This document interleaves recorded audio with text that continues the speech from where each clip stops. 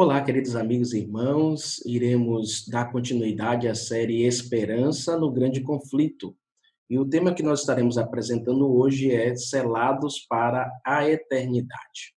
Nós iremos começar o tema lendo o livro de Apocalipse, no capítulo 7, do verso 1 a 3. Mas antes de nós lermos esse texto, vamos fazer uma oração. Pai querido e amado, nos conduz agora no estudo da Tua Palavra. Te pedimos essas bênçãos em nome do Senhor Jesus. Amém, Senhor. Amém.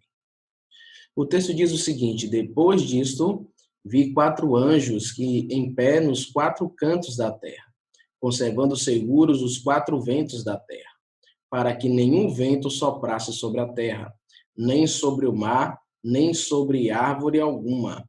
Vi outro anjo que subia do nascente do sol, tendo o selo do Deus vivo, e clamou em grande voz aos 4 anjos, aqueles aos quais foram dado fazer dano à terra e ao mar, dizendo: não danifiqueis nem a terra, nem o mar, nem as árvores, até selarmos na fronte os servos do nosso Deus. Então, o selamento é um processo espiritual e ele não pode ser visto aos olhos humanos.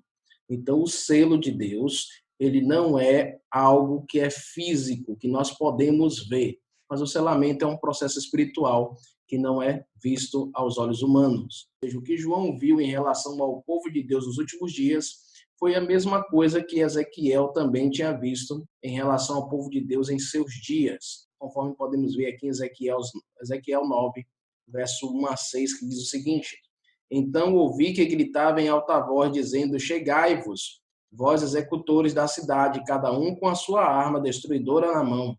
Eis que viam 6 homens a caminho da porta superior, que olha para o norte, cada um com a sua arma esmagadora na mão, e entre eles certo homem vestido de linho, com um estojo de escrever à cintura.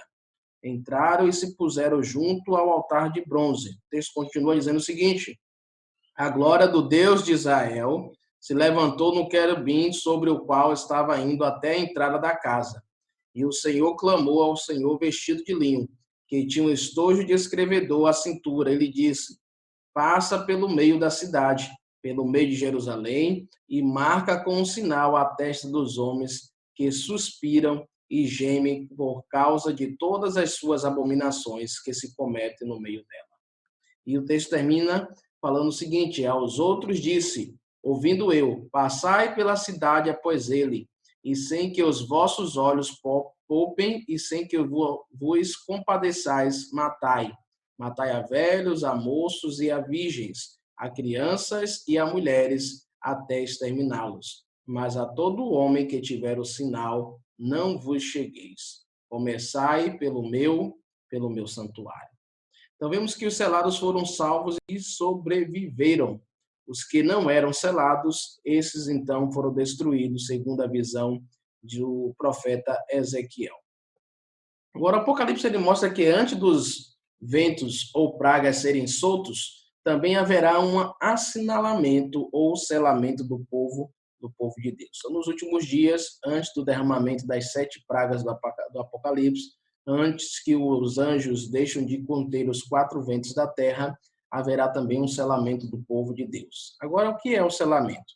No Novo Testamento menciona pelo menos 2 tipos de selamento: o selamento do Espírito e o selamento que é apresentado aí no Apocalipse. Agora, o que é o selamento do Espírito? Lá em Efésios 1, verso 13 e 4, verso 30, vemos que a Bíblia apresenta o selo do Espírito Santo. Então, quando aceitamos verdadeiramente a Jesus como nosso Senhor e Salvador, o Espírito Santo, então, ele nos sela.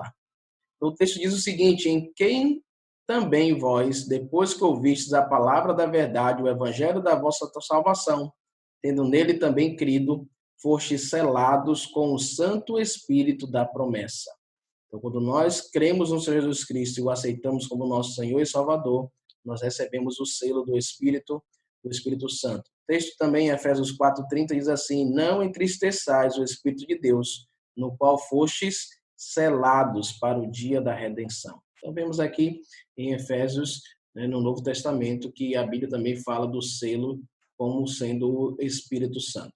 Então, o Espírito Santo coloca a lei de Deus dentro do nosso coração e sobre também a nossa a nossa mente. Isso pode nos remeter a Apocalipse 7, Ezequiel 9, que já lemos algum momento atrás, onde os selados são assinalados na fronte e também na testa. Então, esse selamento na fronte e na testa é o selamento do Espírito Santo, que coloca a lei de Deus em nosso coração e em nossa mente também.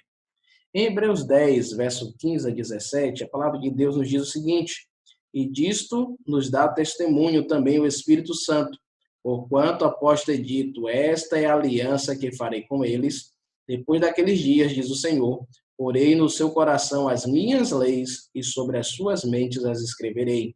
Acrescenta, também de nenhum modo me lembrarei dos seus pecados e das suas iniquidades para sempre. Então, Deus fala aqui no livro de Hebreus, capítulo 10, que ele porá no nosso coração a sua lei e sobre a nossa mente também. Então, como é que ele vai colocar isso? Por meio do Espírito Santo.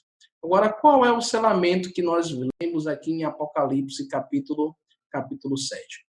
O selamento do Apocalipse é a fixação na verdade em meio aos eventos finais. Então, vemos aqui em João 16, verso 13, Jesus prometeu que o Espírito Santo nos guiaria, não somente a uma parte da verdade, mas o Espírito Santo nos guiaria a toda a verdade. E em 1 João 5, verso 6, é dito também o seguinte: este é aquele que veio por água e sangue, isto é, Jesus Cristo, não só por água, mas por água e por sangue. E o Espírito é o que testifica, porque o Espírito, ele é a verdade. Então, não só o Senhor Jesus Cristo é a verdade, mas o Espírito Santo de Deus também é a verdade. E ele imprimiria essa verdade em nosso coração e em nossa mente. A serva do Senhor, a irmã White, no livro Cuidando de Deus, na página 97, ela diz o seguinte para nós: ao ser o povo de Deus selado em sua testa, e não se trata de um selo ou sinal que se possa ver, mas uma fixação na verdade, tanto intelectual como espiritualmente, de modo que não possa mais mudar, estará também o selado e preparado para a sacudidura que há de vir. Na verdade, ela já começou. Os juízos de Deus estão agora sobre a terra para nos advertir, a fim de sabermos o que virá. Então, deixa bem claro aquilo que nós já falamos desde o início, que o selo não é algo visto ao olho nu, né, fisicamente, mas é algo espiritual. Então, não se trata de um selo ou sinal que se possa ver, mas uma fixação da verdade. A nós aceitarmos as verdades que estão ali contidas na palavra de Deus e colocarmos em prática em nossas vidas, nós estamos sendo selados pelo Espírito Santo do Senhor. Agora, aquele que receber o verdadeiro selo de Deus, o Espírito Santo, vai obedecer toda a verdade revelada por ele, incluindo a santificação do sábado, que é o quarto mandamento da lei de Deus. Então, se toda a verdade está inclusa, inclusive, então, o quarto mandamento, que requer a observância do sábado como dia do Senhor. Então, tanto Ezequiel 20, verso 12, como Ezequiel 20, verso 20, diz: santificai-vos os meus sábados, pois servirão de sinal entre mim e vós, para que saibais que eu sou o Senhor, o vosso Deus. Então, diz aqui que o sábado também é um símbolo do sinal daqueles que servem a Deus, daqueles que serão selados pelo Senhor. O sinal, o selo, né, como a serva do Senhor vem aqui apresentando, de Deus é revelado na observância do sábado do sétimo dia, o memorial da criação. Quantos serão selados? A Bíblia nos mostra aqui em Apocalipse 7 que serão 144 mil pessoas que serão seladas. Então, o número dos selados é 144 mil. Agora vem aquela pergunta: esse número é um número literal ou este número é um número simbólico? E quem de fato são os 144 mil? Segundo o texto bíblico, né, e algumas explicações teológicas a respeito do capítulo 7 de Apocalipse, nós podemos ver aqui alguns detalhes importantes a respeito desses 144 mil. Eu, por exemplo, acredito que o número ele seja simbólico, assim como muitos inúmeros teólogos adventistas também assim creem. Primeiro, porque o capítulo 7, ele todo está sendo apresentado de maneira simbólica, né? Então, nada de literal quando tudo for simbólico, como nós podemos ver aqui, anjos, 4 ventos, as tribos, né, ali de Israel que são apresentadas, né, 12.000 de cada uma delas. Você vê que ali está faltando a tribo de Dan, a tribo de Efraim, não estão contando, e foi acrescentada a tribo de Levi e a tribo de José, né? Então vemos que como não há literalidade no capítulo 7 de Apocalipse, não podemos ter também a literalidade do número 144.000. Agora, quando ocorre o tempo do selamento? Apocalipse 7, nós sabemos que ele é um parêntese. Se você for olhar ali no capítulo 6 e no capítulo 8, que dá continuidade, é apresentado os 7 selos. E entre o sexto e o sétimo selo é apresentado, então, o selamento do povo de Deus e os 144.000. Então, o selamento está inserido no espaço de tempo em que ocorre o confronto entre a lei de Deus e a dos homens. Por isso, não é possível que este grupo seja composto por pessoas de um período anterior.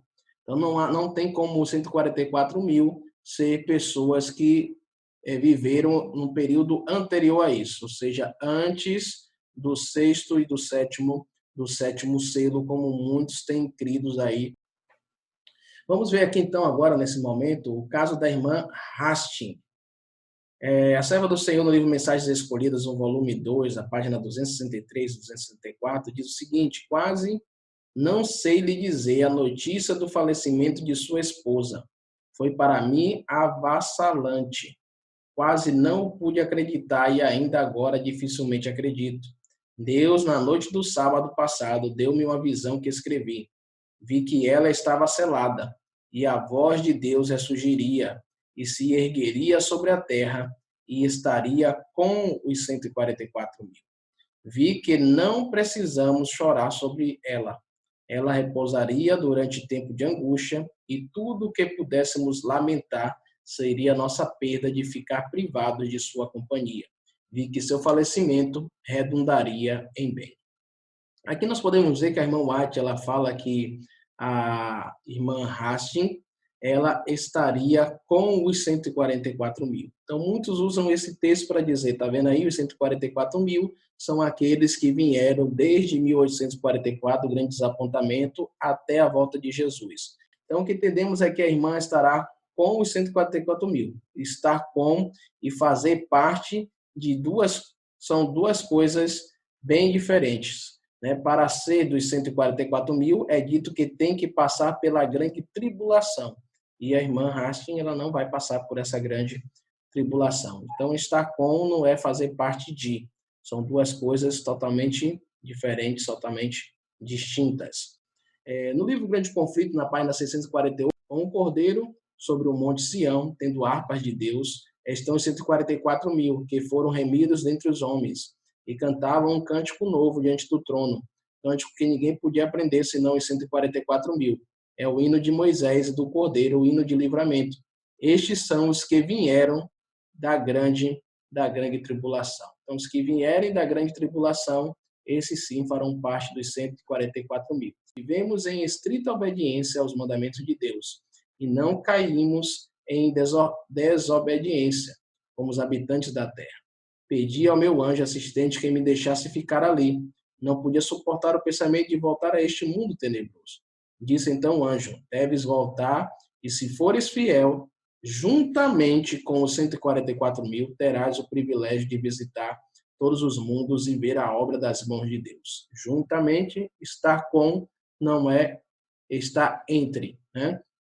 Então, a irmã White, ela estaria com, né, os 144.000, mas ela não faria parte dos 144.000. Quais são, então, as condições para nós sermos selados? A serva do Senhor diz o seguinte: agora é o tempo de prepararmos. O selo de Deus jamais será colocado à testa de um homem ou mulher impuro. Jamais será colocado à testa de um homem ou mulher cobiçoso ou amante do mundo. Jamais será colocado à testa de homens ou mulheres de língua falsa, de coração enganoso. Todos os que recebem o selo devem ser imaculados diante de Deus, candidatos para o céu.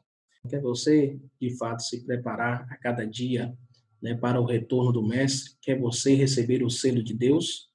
Feche seus olhos nesse momento, pense em Deus, vamos falar com o Senhor. Pai querido e amado, muito obrigado pelo estudo da tua palavra, que o Senhor possa nos ajudar, para que possamos a cada dia nos reavivar e nos fortalecer no Senhor.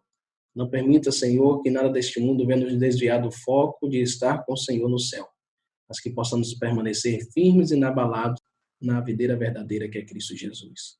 Continue guiando as nossas vidas, protegendo nosso lar, nossa família, e nos ajude a continuarmos sendo fiéis aos teus mandamentos, é o que nós te pedimos em nome do Senhor Jesus. Amém.